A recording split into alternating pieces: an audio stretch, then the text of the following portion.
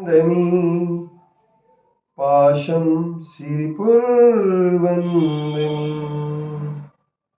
पत्रं यत्र विहायसि विपुले स्थातुं क्षणं न क्षमम् तत्रास्ते गुणरत्नरोहणगिरि यो देवदेवो महान् चित्रं नात्र करोति कस्य मनसा दृष्टा पुरे श्रीपुरे सश्रीपाशुजिनेश्वरो विजयते दिग्वाससां शासनम् पत्र टिके न जहाँ अधर में गुण रत्नों का गिरिवर हो कितना विस्मय किसे नहीं हो चलो देख लो सिरपुर को देवों के भी देव पार्श्व जिन अंतरिक्ष में शांत रहे युगों युगों तक दिगंबरों का जिन शासन जयवंत रहे।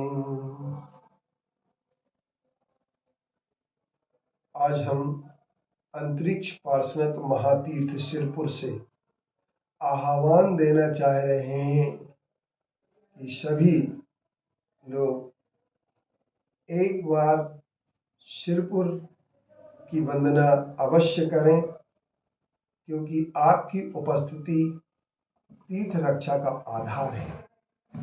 अब मैं आप लोगों के लिए एक बहुत अच्छा सा विषय सामने रखना चाह रहा हूं कि हमारे आचार्यों ने दो चीजों को बताया है, एक शरीर है और एक आत्मा है। आत्मा शरण है, पवित्र है, नित्य है और इसके साथ सुख का केंद्र है, चेतन है।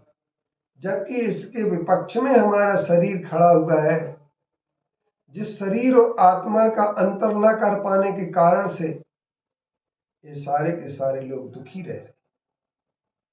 तो हमारे जो तीर्थ हैं वो हमें ये बताते हैं कि एक ऐसी भव्य आत्मा यहाँ से मोक्ष गई है, एक भव्य ऐसे आत्मा परमात्मा का जीवंत यहाँ पर जिनबिंब बना हुआ है, जिस जिनबिंब में 46 अतिशय तो है ही है, साथ में अनेक प्रकार के देवकृत अतिशय भी हैं। और वो अतिशय ये बताते हैं कि एक उनका शरीर था, एक हमारा शरीर है, वह परम औदारिक शरीर हो गया। उन्होंने शरीर से मोह तोड़ा, शरीर की अशुचिता को समझा, इसलिए उन्होंने घातीय कर्म को नष्ट करके वो अर्ध नारीश्वर बन गए, अर्थात अर्ध नारीश्वर भी हो गए। जिनके आधे शत्रु नष्ट हो चुके, ऐसे ईश्वर घातीय कर्म नष्ट करने वाले परमात्मा जिन तीर्थों का विराजमान होते हैं, उनका जिनबिंब जहां पर होता है, जहां जहां उनके चरण पड़ जाते हैं वह तीर्थ बन जाता है। तो ऐसे महातीर्थ सिरपुर में एक भेद विज्ञान करने के लिए आपके लिए भगवान पार्श्वनाथ के जीवन चरित्र को देखना पड़ेगा कि उन्होंने विवाह नहीं किया, क्योंकि वो जानते थे कि ये जो शरीर है, ये शरीर अशुचि है।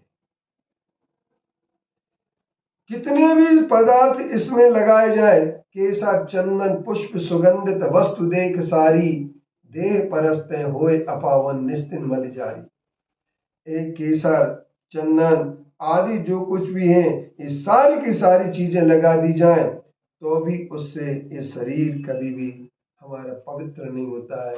जब आएगी सारे के सारे कुछ समय के बाद दुर्गंध ही शरीर के संयोग से देने लगती है। इसलिए इस शरीर से क्यों जो भी मोह करते हैं, वो इस बात के लिए जानते हैं नहीं है कि ये शरीर दुख का कारण है।